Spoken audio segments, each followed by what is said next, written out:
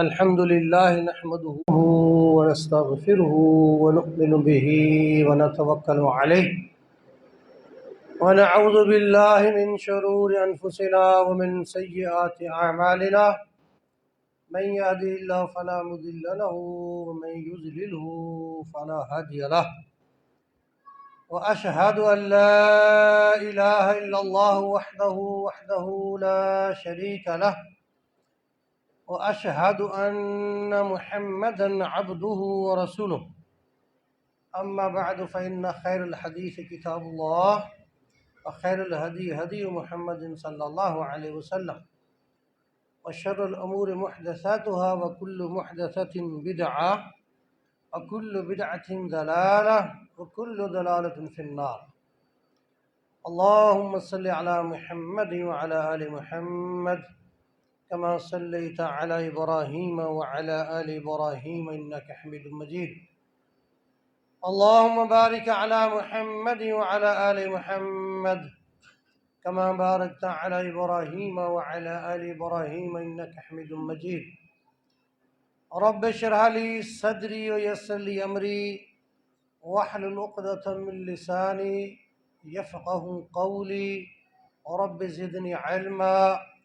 أعوذ بكلمات الله التامات من شر ما خلق وما توفيقي إلا بالله. فأعوذ بالله السميع العليم من الشيطان الرجيم من همزه ونفخه ونفسه. بسم الله الرحمن الرحيم. قال الله تبارك وتعالى في القرآن المجيد والفرقان الحميد: يا أيها الذين آمنوا كتب عليكم الصيام كما كتب على الذين من قبلكم لعلكم تتقون. أياما معدودات فمن كان منكم مريضا أو على سفر فعدة من أيام أخر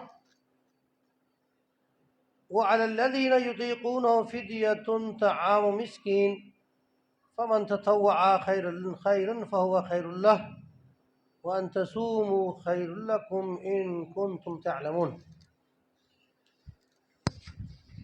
وقال الرسول صلى الله عليه وسلم: قال الله تبارك وتعالى: الصوم لي وأنا أجزي به. تمام قسم کی حمدیں، ثنائیں، تعریفیں اللہ کی ذات کے لیے ہیں جو اللہ تمام کائنات کا خالق، مالک، رازق ہے. اللہ وحدہ لا شریک ہے، اس کا نہ کوئی ساجی ہے نہ کوئی ہمسر ہے. اللہ رب العزت جس طرح اپنی ذات کے اعتبار سے اکیلا تنہا وحدہ لا شریک ہے، اسی طرح اللہ رب العزت اپنی تمام قسم کی صفات کے لحاظ سے بھی اکیلا ہے، تنہا ہے، وحدہ لا شریک ہے. جس طرح اللہ کی ذات میں کسی کو حصے دار بنانا، شریک ٹھہرانا بہت بڑا شرک، ظلم اور گناہ ہے، اسی طرح اللہ رب العزت کی کسی ایک صفت میں کسی اور کو اس جیسا سمجھنا، اس میں حصے دار بنانا، شریک ٹھہرانا، یہ بھی ویسا ہی شرک اور ظلم اور گناہ ہے جس طرح ذات کے اندر کسی کو حصے دار بنانا ہے. اللہ رب العزت کی انتہائی مختصر سی تعریف کے بعد بے شمار درود و سلام جناب محمد الرسول اللہ صلی اللہ علیہ وسلم کی ذات اقدس مبارک و مطہر پر، کہ جن کو اللہ رب العزت نے اہل کائنات کے لیے بہترین نمونہ بنا کر منتخب فرمایا اور جنت کا حقدار ہر شخص کو ٹھہرایا جو شخص رسول اللہ صلی اللہ علیہ وسلم کی زندگی کو نمونہ بنا کر اس دنیا میں زندگی گزار جائے گا اور اسی حالت میں اس دنیا سے کوچ کر جائے گا.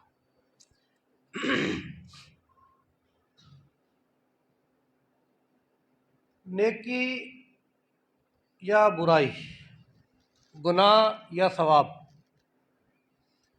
دونوں ہی کام ہیں، عمل ہیں. نیکی کی نیت کرنے ہی سے ثواب شروع ہو جاتا ہے. گناہ کی نیت کرنے سے گناہ نہیں شروع ہوتا جب تک اس پر عمل نہ کر لیا جائے، یہاں تک کہ کچھ دیر ٹھہرا جاتا ہے شاید معافی مانگ لے. نیکی کا بدلہ 10 سے لے کر 700 گنا تک بڑھا کے دیا جاتا ہے، جبکہ گناہ کا بدلہ ایک ہی ہوتا ہے۔ ایک گناہ ہے تو ایک ہی ہے، نیکی کو بڑھا چڑھا دیا جاتا ہے اللہ کے ہاں۔ اللہ اخلاص کے مطابق، جتنا کسی کا اخلاص ہے اس کے مطابق اللہ اس کو بڑھا چڑھا کے ثواب دیتا ہے۔ نیکی کا سن کے خوش ہونا بھی نیکی ہے، گناہ کا سن کے خوش ہونا گناہ ہے۔ اور جو آدمی نیکی کے لیے اپنے اندر جوش و جذبہ پیدا کرتا ہے، اس کو اس جوش و جذبہ پیدا کرنے کا بھی ثواب ہوتا ہے۔ جس طرح کہ ایک حدیث مبارکہ میں آتا ہے کہ رسول اللہ علیہ الصلوۃ والسلام ایک لشکر کہیں آپ نے بھیجنا تھا، تو اس کی صف بندی ہو رہی تھی، تو ایک صحابی رسول بڑے جوش سے اپنے سینے کو تان کے دوڑ رہے آ رہے جا رہے تھے، ہم لڑیں گے، ہم جہاد کریں گے، اللہ کے راستے میں شہید ہو جائیں گے۔ آپ نے فرمایا اس کی اس جوش و جذبے کی اللہ نیکی دے رہا ہے، اس کو ابھی کام شروع نہیں ہوا، دل میں خوشی کا اظہار ہے اور اس میں جوش دکھا رہا ہے وہ، یہ بھی نیکی ہے۔ اس لحاظ سے موقع کی مناسبت سے رمضان المبارک آ رہا ہے، اللہ ہمیں اس رمضان المبارک کی برکات سے اللہ پورا فائدہ اٹھانے کی توفیق دے۔ ابھی ہمیں کسی کو یہ یقین نہیں ہے، کنفرم نہیں ہے کہ ہم وہ ٹائم دیکھ لیں گے، کسی کو کوئی پتہ نہیں، یہ معاملہ اللہ کے پاس ہے۔ ہاں یہ اللہ سے ہم دعا کر سکتے ہیں کہ اللہ وہ دن، وہ ٹائم، وہ گھڑیاں اللہ ہماری زندگی میں تو دوبارہ لے کے آ، تاکہ اس سے ہم بھرپور فائدہ اٹھائیں۔ کوئی شخص بھی یہ دعویٰ نہیں کر سکتا کہ میں اس وقت تک ٹھیک رہوں گا، زندہ رہوں گا، تندرست رہوں گا، میں اس سے فائدہ اٹھا لوں گا۔ ہاں یہ ہے کہ وہ دعا کرتا ہے کہ اللہ مجھے اس وقت تک ٹھیک رکھ، صحت دے، زندگی بھی عطا فرما، تاکہ میں اسے بھرپور فائدہ اٹھا لوں۔ یہ سوچ و جذبہ رکھنا بھی نیکی ہے کہ اللہ وہ ٹائم لے کے آ، کیونکہ وہ ٹائم لانا کسی کے بس میں نہیں ہے، کسی کی ہمت نہیں ہے۔ اللہ ہم سب کو محفوظ فرمائے، ایسی باتوں سے محفوظ فرمائے۔ ایک لمحہ بھی نہیں لگتا، بندہ اس دنیا سے اس دنیا میں چلا جاتا ہے، یا ایسی تکلیف میں مبتلا ہو گیا جس میں اس مہینے کی برکات کو حاصل نہ کر سکا، کسی ایسی پریشانی میں مبتلا ہو گیا جس سے بھرپور فائدہ نہ اٹھا سکا۔ اس لیے اس رمضان کے آنے سے پہلے ہمیں جوش دکھانا چاہیے کہ انشاءاللہ وہ ٹائم اللہ ہماری زندگی میں لائے، ہم اسے بھرپور فائدہ اٹھائیں گے، رات کے قیام کی کوشش کریں گے، دن کو انشاءاللہ روزہ رکھیں گے اللہ کے فضل و کرم سے۔ اور یہ ایام معدودات، چند دن ہیں گنتی کے، سال میں ایک مہینہ ہے۔ اسلام کے ارکان میں سے، اسلام کے رکنوں میں سے، پلر آف اسلام جو ہے ان میں سے ایک پلر یہ بھی ہے۔ اسلام کے 5 پلر ہیں، 5 ستون ہیں، ان میں سب سے پہلے شہادت اللہ الہ الا اللہ۔ سیدنا جبریل علیہ السلام نے اللہ کے نبی سے آ کے پوچھا، مشکوٰۃ شریف میں حدیث مبارکہ موجود ہے، آ کے پوچھا، باتیں کی، ان میں سے پوچھا کہ مل احسان یا رسول اللہ، مل ایمان یا رسول اللہ، ایمان کیا ہے؟ آپ نے فرمایا ان تشہد اللہ الہ الا اللہ وان محمد عبدہ ورسولہ، کہ تو اس بات کی گواہی دے کہ اللہ وحدہ لا شریک ہے، اکیلا ہے، سچا معبود وہی ہے، حقیقی جس کی عبادت کی جائے وہ ہے، اس عبادت کا حقدار بھی وہی ہے، ذات کے لحاظ سے، صفات کے لحاظ سے جیسا کوئی نہیں ہے۔ یہ تفصیل پھر کبھی سے انشاءاللہ، کہ ہمارے یہاں جو کلمہ شہادت پڑھا جاتا ہے نا، یا تو فوتگی کے موقع پر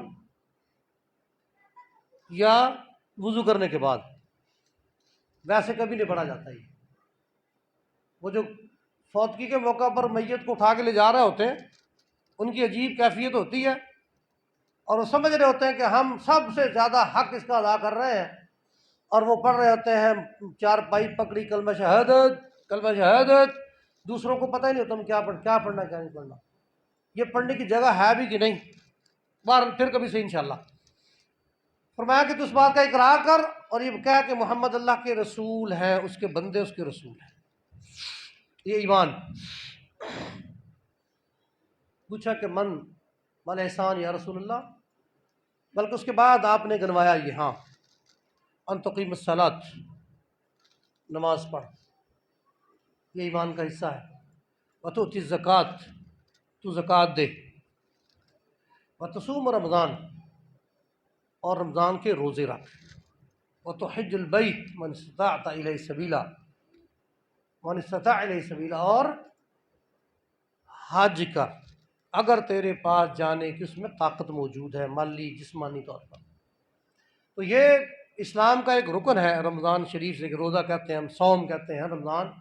اللہ نے 12 مہینوں میں سے ایک مہینے کا نام بھی رمضان رکھا ہے، اور اس میں مسلمانوں پر، مومنوں پر، مرد و عورت پر روزے فرض کیے ہیں۔ اس میں تھوڑی سی تفصیل میں جانا چاہتا ہوں میں، تاکہ ہم سمجھ لیں کہ روزے رکھنے کس نے ہیں، اور رکھنے کی فرضیت کو انکار کرنے والے کا کیا معاملہ ہے۔ یہ روزہ فرض ہے، 5 رکنوں میں سے ایک رکن ہے، فرض ہے اسلام میں روزہ رکھنا۔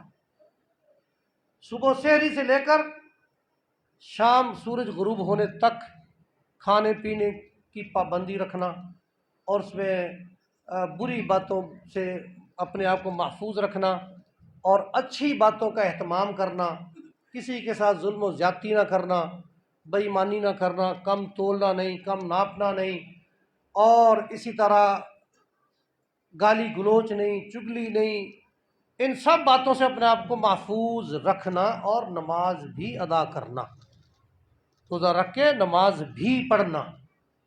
یہ نہیں کہ روزہ رکھا ہوا ہے نماز کی چھٹی، روزہ رکھا ہوا ہے دنیا کے ساری بے حیائی کے کام، روزہ رکھا ہوا ہے گالی گلوچ، لڑائی جھگڑا، دنگا فساد، چغل خوری اور جو گناہ کے کام سب نہیں، ان سے اپنے آپ کو بچا کے رکھنا ہے۔ پوری کوشش کرنی ہے کہ بندہ ان سے بچے روزے کی حالت میں۔ محض اللہ کے نبی نے فرمایا کہ بھوکا پیاسا رہنا ہی روزہ نہیں ہے، بلکہ اس کے اور لوازمات بھی ہیں کہ ان کو بھی، ان کا خیال بھی رکھنا، اور اپنا پورا ٹائم اس میں گزارنا۔ اور چونکہ بندہ اللہ کے راستے میں ہوتا ہے، اور اللہ کو وہ روزے دار بڑا پسند ہے۔ عام حالت میں بندہ کسی کے پاس بیٹھ جائے نا، کسی وجہ سے مسواک نہ کی ہو، یا کچھ سمیل والی بدبو والی چیز کھا لی ہو، تو بندہ کسی کے پاس بیٹھتا ہے تو اسے منہ سے بو آئے نا، تو بندہ اچھا نہیں سمجھتا، اس کو نفرت کرتا ہے، اور اللہ کے رسول اس کو پسند بھی نہیں کرتے تھے، اس لیے آپ اکثر مسواک کرتے تھے، 5 وقت تو کرتے ہی کرتے تھے۔ گھر میں اب جب جا رہے ہوتے تھے تو گھر میں مسواک کرتے داخل ہوتے تھے، اور غالباً آپ نے فرمایا کہ مجھے جبرائیل نے اتنی دفعہ تاکید کی مسواک کرنے کی کہ ہو سکتا ہے مجھ پہ یہ فرض ہی نہ ہو جاتی۔ آپ مسواک کثرت سے کرتے تھے، کثرت سے، اور پھر آپ نے فرمایا بھی لولا ان اشک علی امتی لامرتم بالسواک عند کل وضو او عند کل صلاۃ، کہ مجھے پتہ ہے کہ میری امت کے لیے بڑا ایک مسئلہ کھڑا ہو جائے گا، ان کو یہ ایک تکلیف کی وجہ بن جائے گی، ورنہ میں مسواک کرنا فرض قرار دے دیتا، نماز کے ٹائم بھی، وضو کے ٹائم بھی مسواک کرو۔ تو میں بتا یہ رہا تھا کہ عام حالت میں بندہ اچھا نہیں سمجھتا، اس لیے ہمیں سب کو کوشش کرنی چاہیے کہ منہ سے سمیل نہیں آنی چاہیے، تاکہ دوسرے بندے اس سے نفرت کرتے ہیں، فرشتے بھی نفرت کرتے ہیں۔ بات دوسری طرف نہ چلی جائے، فرشتے بھی نفرت کرتے ہیں۔ اللہ کے نبی نے فرمایا کچھ فرشتے ایسے ہیں جن کی خوراک ہے کہ وہ اس بندے کے ہونٹوں کو چوسیں، چومیں، بوسہ دیں جو اللہ کا ذکر کر رہا ہوتا ہے، ان کی خوراک اللہ نے بنا دی۔ اس لیے اللہ کے رسول علیہ الصلوۃ والسلام کچی سبزی نہیں کھاتے تھے، یا ایسی سبزی جو پک گئی ہے اس میں سے کچھ سمیل آ رہی ہوتی تھی، آپ نہیں کھاتے تھے، دوسروں کو منع بھی نہیں کرتے تھے۔ آپ سے پوچھا گیا کیا یہ حرام ہو گئی ہے؟ آپ نے فرمایا حرام نہیں ہے، انا اناجی من لا تناجی، میں ان لوگوں کے ساتھ بات چیت کرتا رہتا ہوں، وہ مجھ سے بات چیت کرتے رہتے ہیں جن سے تم نہیں کرتے۔ تتعزى الملائکۃ، فرشتے اس سے نفرت کرتے ہیں، جس طرح انسان کسی کے منہ کے اسمیل بدبو سے نفرت کرتے ہیں، اس طرح فرشتے بھی کرتے ہیں۔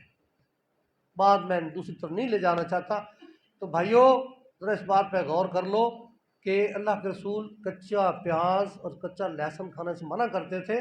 ہاں اگر کسی نے کھا لیا ہے نا تو اس کی سمیل کو دور کرنے کی کوشش کی جائے، کوئی مسواک کر لی جائے، برش کر لیا جائے، اس میں ٹیوب لگا لی جائے، کوئی الائچی کھا لی جائے جس سے منہ کی بدبو ختم ہو جائے۔ پھر بندہ آپ نے فرمایا کہ ایسی چیز کھانے کے بعد ہماری مسجد کے قریب بھی نہیں آنا، چہ جا کے اس کے اندر داخل ہو جانا، قریب بھی نہ آنے، وجہ آپ نے سختی سے منع کیا ہے۔ اگر آنا ہے تو اس کو منہ کو صاف کر کے آ جائے، سمیل دور کر کے آئی جائے۔ اب چونکہ اللہ ہماری نمازوں کو محتاج تو ہے نہیں، نہ ہماری نیکی کو محتاج ہے۔ کوئی بندہ کہتا ہے لو جی میں نے کھا لیا، میں مسجد میں جاتا ہی نہیں، مسجد میں جاتا ہی نہیں جاتا، بھائی جہاں جاؤ، اس میں نقصان کس کا ہے؟ نقصان اپنا ہے۔ تو فرمایا کہ مسواک اللہ کے رسول اکثر کیا کرتے تاکہ دوسرے کو تکلیف نہ پہنچے، غصہ کیے بغیر، ناراض ہوئے بغیر۔ میری بات حضرات سنیں، وہ بھائی جان ذرا تھوڑا سا ذہن میں تصور لے کے آئیں کہ اللہ کے رسول تو کچا پیاز کچا لہسن کھانے سے منع کرتے تھے، تو یہ اللہ کے رسول کو یا اللہ کے فرشتوں کو ہماری سگریٹ کی خوشبو اچھی لگتی ہے؟ بس سگریٹ کی خوشبو آتی بہت زیادہ ہے، دور سے بندہ دیکھ لیتا ہے کہ اس کی بڑی خوشبو آتی، لا حول ولا قوت الا باللہ۔ اور وہ میرے بھائی جان جو ویسے تو سگریٹ کو یہ پیسے کو آگ نہیں لگاتے، سگریٹ کو آگ لگاتے ہیں، اور پھر سگریٹ سے جان چھوٹ گئی کوئی بات نہیں، یہ کیا نسوار ہی کھا لیتے ہیں، کیا ہوا ہے؟ یہ بیڑا شریف، یہ بیڑا شریف یہ لوگ منہ میں رکھتے ہیں، پتہ نہیں کیا کرتے ہیں، وہ اتار دیتے ہیں، حالانکہ وہ اس کی بدبو بھی آتی ہے۔ یہ دونوں میں نقصان، میدے کا کھانا خراب، پیسے کا کھانا خراب، کیا کرے جی، مصیبت ہے جی۔ اب یہاں کھڑا میں دیکھ رہا تھا، میری ایک بندے پر نظر پڑ رہی تھی، میں نام نہیں لیتا اس کا، میری نظر پڑ رہی تھی، اس نے جیب سے اس کو نکالا، نسوار کی پڑیا کو جیب سے نکالا، دیوار کے اوپر رکھ دیا۔ یعنی اتنی اچھی پاک چیز ہے، مطلب لے کے مسجد میں نہیں جا سکتا، اتنی اچھی چیز ہے یہ۔ تو بھئی اللہ کے بندے جب جیب میں لے کے مسجد میں نہیں جا سکتا تو بندہ منہ میں لے کے کیسے جا سکتا ہے یار؟ منہ میں لے کے کیسے پھر سکتا ہے، گھوم سکتا ہے؟ بہرحال ان عادتوں سے پرہیز کرنا چاہیے، بندے کا مال بھی کھانا خراب اور بندے کی صحت کا بھی کھانا خراب۔ اس میں آپ جانتے ہیں جو جو کیمیکل پڑتے ہیں، آپ دیکھ لیں حیران ہو جائیں۔ اور وہ چونا، خاص طور پر چونا، بندے کو چونا لگا دیتا ہے، میدے کا کھانا خراب۔ تو حضرات سگریٹ پینے والے حضرات اچھا موقع آ رہا ہے، نسوار والے حضرات اچھا موقع آ رہا ہے، روزے رکھیں، اور 12 گھنٹے میں تو کم از کم بدن قریب نہیں جائے گا نا، اگلے گھنٹوں میں اللہ سے دعا کرو اللہ میری جان چھڑوا۔ اور کیا کہتے ہیں یار عادت پڑ گئی، عادت پڑ گئی، چھٹتی نہیں یار، مصیبت کی عادت پڑ گئی۔ اللہ کے بندوں، ہم عادت چھوڑیں گے تو چھوٹے گی نہیں۔ صحابہ کرام سے دیکھیں، ان سے ان کے بارے میں شراب پیتے تھے، جائز تھی، اس کو حلال تھی، کاروبار تھا، معیشت تھی، سب کچھ تھا۔ جس کے منہ کو شراب کا پیالہ لگا ہوا تھا یا جس کے منہ میں گھونٹ چلا گیا، اس نے کان میں آواز سنی شراب حرام، منہ کے اندر نہیں گئی، گلے کے اندر وہ گھونٹ نہیں گئی، پیالہ منہ کے اندر اس کو انڈیلا نہیں گیا، حرام حرام، ختم، واپس چلو بھائی، ختم۔ نہیں، مومن تھے نا، ان مومن نے یہ نہیں کہا کہ اللہ کے رسول 40 سال ہو گئے، 50 سال ہو گئے، 60 سال ہو گئے پیتے ہوئے، اب یک دم کیسے چھوڑ دیں؟ ہاں بھائی، ما کان لمؤمن ولا مؤمنۃ اذا قضى اللہ ورسولہ امرا ان یکون لهم الخیرۃ من امرہم۔ مومن ہوتا ہی وہ ہے، اللہ اس کے رسول کی بات آ گئی، مان لیا، بس گھاٹا نقصان نہیں دیکھا، مان لیا۔ مومن وہ ہوتا ہے، مومن بہانہ نہیں کرتا، اللہ محفوظ فرمائے۔ اچھا موقع آ رہا ہے، اسے جان چھڑوائیں، پیسے کی بچت کریں، صحت کی بچت کریں۔ تو یہ رمضان المبارک اللہ کی طرف سے ایک بہت بڑی نعمت ہے، بہت بڑی نعمت ہے۔ شیطان کو بند کر لیا جاتا ہے، مومنوں کے لیے آزادی ہو جاتی ہے۔ اللہ کی طرف سے آواز دینے والا آواز دیتا ہے، یا باغی الخیر اقبل، اوے اچھائی کو چاہنے والے بندے، اچھائی سے محبت کرنے والے، آگے بڑھ اور کھل کے بھلائی کر، اچھائی کر۔ یا باغی شر، اور برائی کو کرنے والے رک جا، رک جا، تیرا ساتھی تو وہاں بند ہے، قید ہے۔ سوال پیدا ہوتا ہے، لوگ کہتے ہیں جی اب شیطان تو، دیکھا اللہ کے نبی نے فرمایا، میری بات تو نہیں ہے، سلسلۃ الشیاطین یا صفد الشیاطین، شیطانوں کو اللہ بند کر دیتا، زنجیروں میں جکڑ دیا جاتا ہے اس کو۔ اب کہتے ہیں لوگ تب بھی نماز نہیں پڑھتے، روزہ پھر بھی نہیں رکھتے، بے حیائی پھر کرتے ہیں، گالیاں نکالتے ہیں، بے ایمانی، سارا کچھ تو کرتے پھرتے ہیں۔ بھائی جان اس مثال کو اس طرح سمجھیں، اللہ ان کی قبر کو منور فرمائے۔ عبد الملیک صاحب بڑے اچھے موقع پر یاد آئے ہیں، اللہ ان کے گناہوں کو معاف کرے۔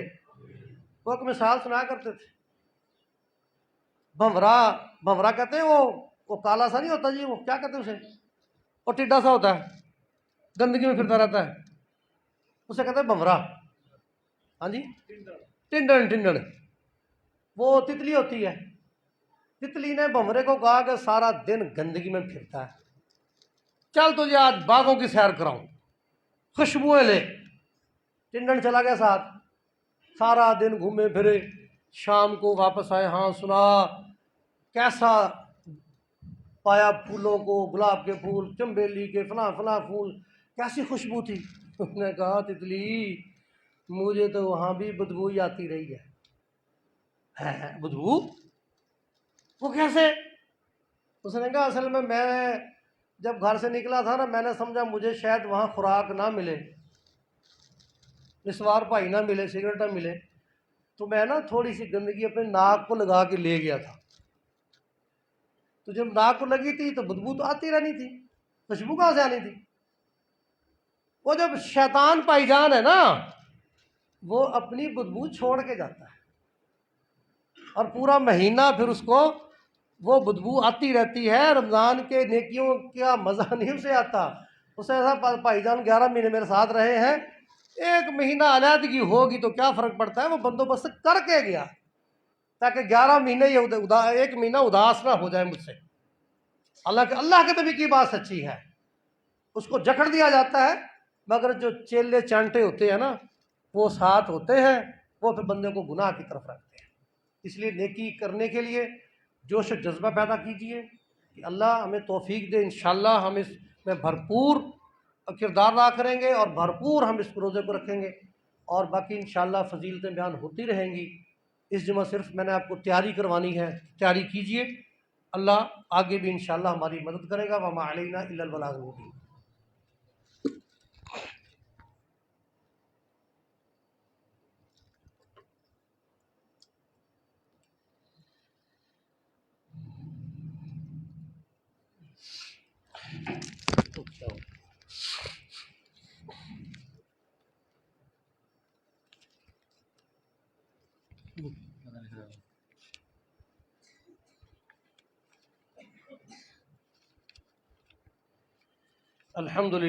الحمدللہ والصلاة والسلام علی رسول اللہ، اما بعد۔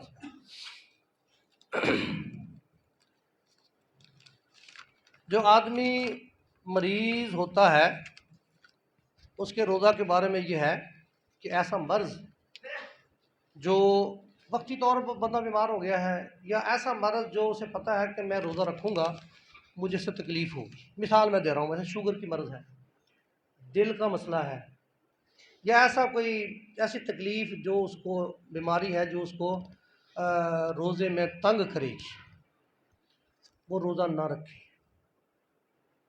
چھوڑ دے، مگر اس کی جگہ کسی کو روزہ رکھوائے، اپنی طرف سے وہ روزہ رکھوائے، اس کے سحری کا بندوبست کرے، اس کے افطاری کا بندوبست کرے، جو مناسب ہے، جو جس طرح خود کرتا ہے وہ آگے کروائے۔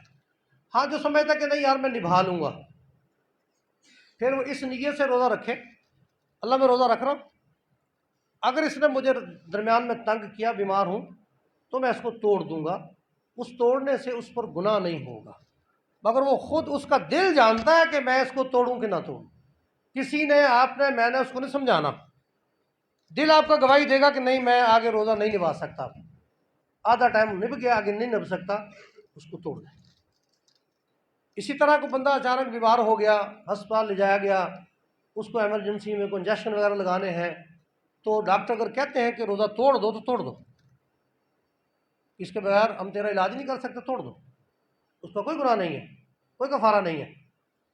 اس طرح ہارٹ کے مریض ہوتے ہیں، ان کو بعد اچانک دورہ پڑ جاتا ہے، تکلیف ہو جاتی ہے، تو میں نے اپنے کیلنڈر میں بھی لکھا ہے، تو وہ ایک گولی ہوتی ہے جو زبان کے نیچے رکھی جاتی ہے، لوگ بات سمجھتے نہیں ہیں اور فتوے شروع ہو جاتے ہیں، مجھے فون آیا جی آپ نے کہا لو جی گولی بھی آپ نے جائز قرار دے دی ہے۔ اب گولی، حالانکہ ہر گولی پانی کے ساتھ نہیں کھائی جاتی، کچھ گولیاں ایسی ہوتی ہیں منہ میں رکھے فوراً وہ حل ہو جاتی ہیں، تو اس میں وہ زبان کے نیچے رکھی جاتی ہیں، جس سے کچھ دل کی حالت بہتر ہو جاتی ہے، رکھ سکتا بندہ۔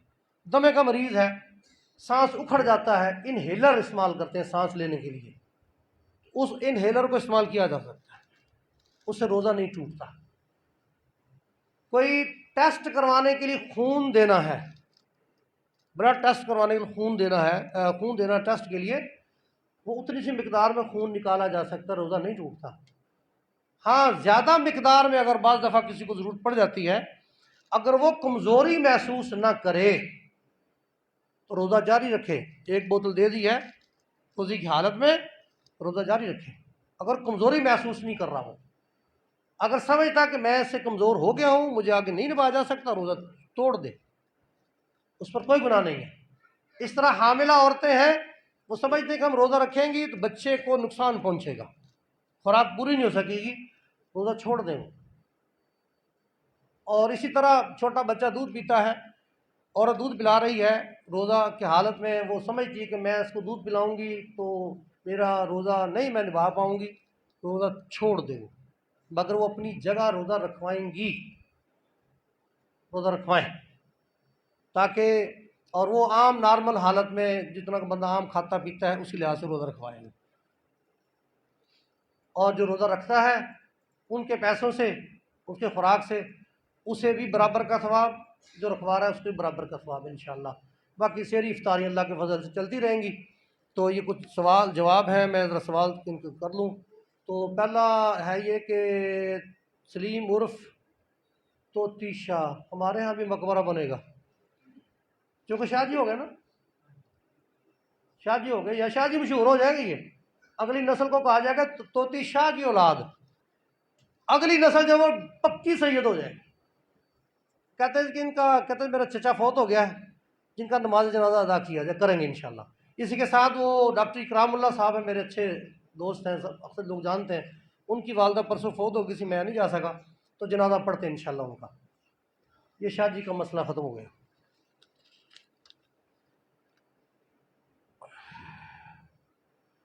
یہ عورت جب بچہ ان کو ہو جاتا ہے تو 40 دن کے بعد وہ پاک ہو جاتی ہے، اور روزہ بھی رکھے گی، نماز بھی پڑھے گی، 40 دن کے بعد روزہ رکھ سکتی ہے، اور کیا کہتے ہیں اسے، نماز بھی پڑھے گی، اور باقی اس کے معاملات اس سے جائز ہیں، گناہ نہیں ہے۔ روزے کی حالت میں برش کرنا جائز ہے، برش کرتے وقت جو ٹوتھ پیسٹ کی مہک گلے میں جاتی ہے اس سے روزہ ٹوٹ جاتا ہے۔ روزے کی حالت میں مسواک کرنا جائز ہے، مسواک کی اپنا ٹیسٹ ہوتا ہے، برش کے ساتھ پیسٹ لگا کے بھی کرنا جائز ہے، کوشش کرے اس کو جلدی بار تھوک دے، کوشش کرے جلدی تھوک دے۔ تو اس میں کوئی حرج نہیں، انشاءاللہ بندہ کر سکتا ہے۔ جنازہ پڑھنے کے بعد میت کو دفنانے سے پہلے اس کی قبر میں ایک مولوی صاحب نے سورۃ فاتحہ، سورۃ یاسین، سورۃ درود شریف پڑھا، کیا یہ جائز ہے؟ کوئی آدمی اگر فوت ہو جائے تو اس میت کے پاس بیٹھے آدمی اگر سو جائے تو کہتے ہیں کہ بات آئی ہے کہ میت جاگ جاتی ہے، کیا یہ بات سچ ہے یا غلط ہے؟ کہتے ہیں کہ میت کو اکیلا نہیں چھوڑنا چاہیے۔ سوال نمبر 3، اگر کوئی آدمی فوت ہو گیا تو اس میت کے چارپائی کے قریب گندم، شیشہ اور لوہے والی چیز، اللہ اکبر، اور کباڑیاں موج ہو گئی ہے۔ پہلی بات میرے بھائی یہ ہے کہ جنازہ پڑھنے کے بعد اصل ہے دعائیں جنازے کے اندر، میت کے لیے سورۃ فاتحہ پڑھی جائے، کوئی سورت شامل کی جائے، درود ابراہیم پڑھا جائے، تاکہ جنازے کے اندر فاتحہ بھی ہو جائے، کل بھی ہو جائے، درود بھی ہو جائے۔ مگر ہمارے ہاں الٹ مسئلہ ہے، جنازے کے اندر نہ خود کچھ پڑھنا ہے نہ کسی کو پڑھنے دینا ہے، پڑھنے کے فوراً بعد اعلان کیا جاتا ہے جی 3 دفعہ قل ہو اللہ پڑھ لیں، 1 دفعہ سورۃ فاتحہ پڑھ لیں اور میت کے ایصال ثواب کے لیے دعا کریں۔ پہلے جنازے میں جھک مارا تھا، جنازے میں کیا کیا؟ جنازے میں کیا کیا؟ اللہ کے نبی محمد صلی اللہ علیہ وسلم کے جنازہ پڑھنے کا طریقہ قطعاً یہ نہیں تھا۔ اللہ کے رسول 4 تکبیروں سے جنازہ پڑھاتے تھے۔ پہلی تکبیر کے بعد آپ سورۃ فاتحہ پڑھتے تھے جو ہمارے یہاں پڑھنے نہیں دی جاتی، سورۃ فاتحہ دوسری تکبیر کے بعد، سورۃ فاتحہ کے ساتھ سورت، دوسری تکبیر کے بعد درود ابراہیمی جو ہم نماز میں پڑھتے ہیں، من گھڑت درود نہیں، تیسری تکبیر کے بعد دعائیں، دعا نہیں، دعائیں جمع ہے، دعائیں مانگتے تھے آپ، اخلاص سے مانگتے تھے میت کے لیے۔ چوتھی تکبیر کے بعد آپ سلام پھیر دیتے تھے اور باقی دعا آپ قبر پر کھڑے ہو کے مانگتے تھے۔ اور ہمارے یہاں جو جنازے پڑھے جاتے ہیں، اب دیکھ لیں، میتوں کو بلڈی کیا جاتا ہے، جان چڑھاؤ، آدھا منٹ بھی نہیں گزرتا جنازہ ہو گیا، چونکہ جو پیچھے کھڑے اللہ کے ولی ان کو کچھ پتہ نہیں ہم نے پڑھنا کیا ہے، آگے جو پڑھا رہا ہے اس کو اس کا پتہ نہیں لگ رہا پڑھ کیا رہا ہے، اور چونکہ اس کی اپنی میت نہیں ہوتی نا، جس میں کہا جاتا نا کہ قریبی رشتہ دار جنازہ پڑھائے، قریبی، تاکہ اس کو پتہ ہے کہ میرے عزیز ہے، میرا قریبی ہے، دل سے دعا مانگوں۔ اور اس کا کون سا دادا کا بیٹا ہے جو دعا مانگے گا؟ بھائی فارمیلٹی پوری کرو، چلو اٹھاؤ بھائی۔ تو یہ پھر سورۃ یاسین قبر میں، ہم کہاں سے پڑھنا یاد ہو گیا بھائی؟ سورۃ فاتحہ قبر میں، یہ کہاں سے پڑھنا یاد ہو گیا؟ یہ انتہائی سنت کے خلاف، انتہائی بدعت، جس کے ہاں اللہ کے ہاں وہ جا کے جواب دے گا کہ تو نے کہاں سے نکال لیا۔ اور پھر مزے کی بات یہ ہے کہ جس بندے نے زندگی میں خود قرآن نہیں پڑھا، خود قرآن نہیں پڑھا، پڑھنے کی کوشش نہیں کی، آپ بھی سن لیں توجہ سے، حضرات سارے میری بات سنیں توجہ سے، خود قرآن نہیں پڑھا، کبھی پڑھنے کی کوشش نہیں کی، اس کے آپ اوپر کروڑوں قرآن پڑھ دیں، کیا فائدہ اس کو؟ اربوں خربوں قرآن پڑھ دیں آپ، کیا فائدہ اس کو فائدہ نہیں۔ قرآن پڑھنا ذاتی ذمہ داری ہے، ذاتی ذمہ داری اپنی ذات کی، مرد بھی اور عورت بھی ذمہ دار ہے اس کو پڑھنے کے۔ وہ اپنے پڑھے ہوگا ثواب ملے گا، بعد والے جو اوپر پڑھتے ہیں نا وہ میتوں کے لیے نہیں پڑھتے ہیں، وہ دیکھ کے لیے پڑھتے ہیں کہ دیو کب پک کے آ رہی ہے۔ اور اکثر ماشاءاللہ اللہ مجھے معاف کرے، بات ٹائم آپ کا زیادہ ہو گیا ہے، اکثر جھوٹ بولا جاتا ہے یار کہ قرآن مجید ختم ہو گیا ہے۔ میں نے اپنے آپ کا ذاتی واقعہ پہلے بھی سنایا تھا، کبھی میں چھوٹا سا تھا، آدھا سپارہ میں نے یاد کیا، آدھا سپارہ میں کسی اور مسجد میں پڑھنے چلا گیا، مدنی مسجد مشہور ہے عمار خان کی، ٹیلے والی گلی میں، وہاں پڑھنے چلا گیا، مبارک مسجد میں پڑھتا تھا، وہاں قاری صاحب چلے گئے، واپس آئے نا، میں رہ گیا، دوست نے کہا یار وہاں پڑھتے اثر کے بعد وہاں آ جا کر، میں چلا گیا پڑھنے، اب میری جانے بلا دعوت کیا ہوتی ہے؟ ہماری کون سی نسل میں دعوت ہوتی اس طرح کی؟ اور آج یہ دعوت ہے. میں بھی ساتھ ہولی مجھے لے گئے, ہاتھوں میں سپارے وہ جو بنڈل تھا سپارے وہ پکڑ لیا. چلتے چلتے ہم چلے گئے کانجوں کے محلے میں, ان کی کو فوتگی ہوئی تھی. پڑھو ہوئے سپارے دے دیے, پڑھو, پڑھنا شروع کر دیا. اب میں نے جتنا پڑھنا میں نے اتنا ہی پڑھنا تھا نا. اب کلیکشن ہو رہی ہے, ہاں جی کتنے سپارے پڑھی ہوئے؟ میں سے 2 سپارے پڑھ کے دن, تو میں 3 پڑھ کے دن, تو میں 2 پڑھ کے دن. اب میری باری آئی, ہاں جی کتنے پڑھے؟ میں نے کہا جی میں نے تو آدھا بھی نہیں پڑھا, سپیڈ نہیں تھی.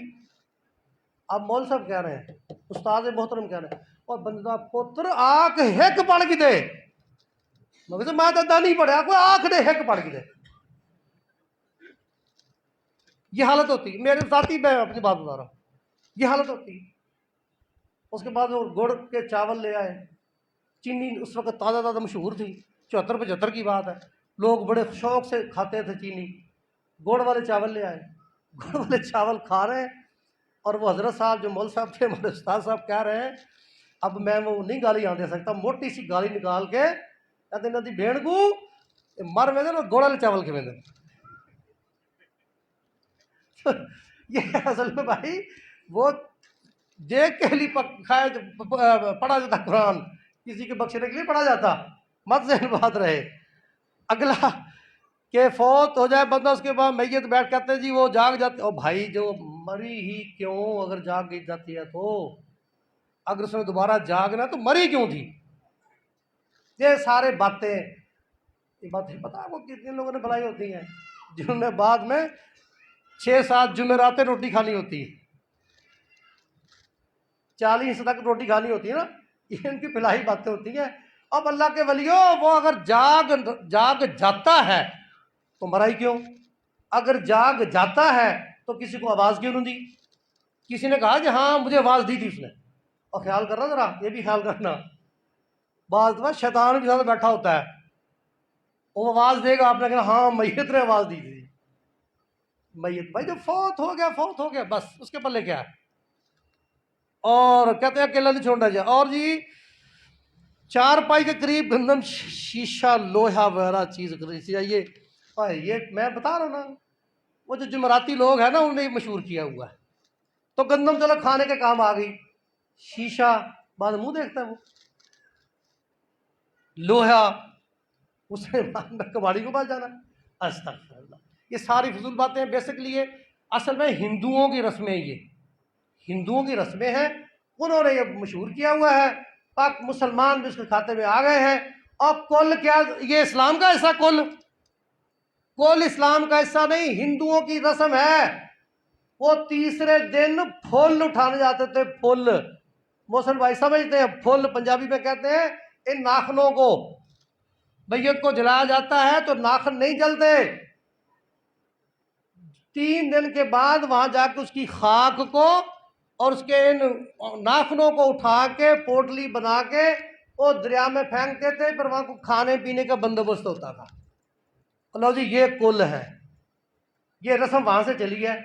اور ہمارے ہاں یہ بات آ گئی, چل پڑی ہے, چل رہی ہے. تھوڑی کرتے ہندو, ایک تھوڑی موچی میرا دوست, میں نے اس کو کہا تو 7-8 دن آیا نہیں. انہوں نے کہا جی آپ کی طرح ہم بھی 7 دن مناتے ہیں مرنے کے بعد, 7 دن ہم کھانے سے پکا کھاتے ہیں, کھلاتے ہیں. اللہ عمل کی توفیق دے. غصہ نہ کیجیے گا, ٹائم بہت زیادہ ہو گیا ہے. وما علینا الا البلاغ المبین.